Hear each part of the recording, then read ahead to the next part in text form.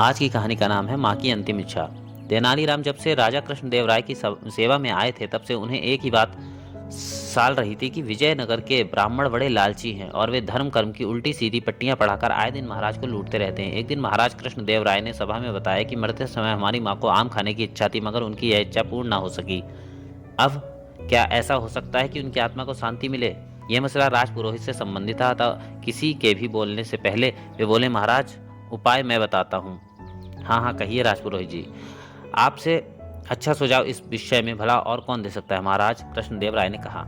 महाराज मेरा सुझाव तो यह है कि 108 ब्राह्मणों को एक एक सोने का आम दक्षिणा स्वरूप भेंट किया जाए। इसी प्रकार राजमाता की आत्मा को शांति प्राप्त हो सकती है। उसकी लालच भरी बात सुनकर जहां तेनालीराम के तन बदन में आग लग गई, वहीं महाराज खुश हो उठे और तुरंत सोने के 108 आम दान करने की घोषणा कर दी। अब तो बात हद से गुजरती जा रही है, इन ब्राह्मणों को कोई इलाज करना ही पड़ेगा। मन ही मन तेनालीराम ने सोचा, किंतु अभी फिलहाल उन्हें कोई युक्ति सूझ नहीं रही थी, इसलिए वे मन में सोचकर रह गए।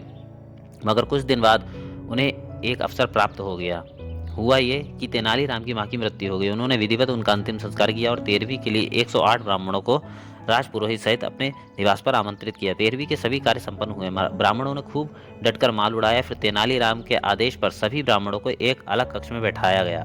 वहां आकर तेनालीराम ने नौकरों को इशारा किया। इशारा पाते ही नौकर दहकती हुई सलाखें लेकर उपस्थित हो गए। इन सभी को गर्म सलाखों से घुटनों पर दागा जाए। ये सुनते ही सभी ब्राह्मणों में चीख पुकार मच गई। वे उठकर भागने लगे तो तेनालीराम के नौकरों ने पकड़ लिया। फिर एक एक करके सभी के घुटनों में सलाखें दागी गईं।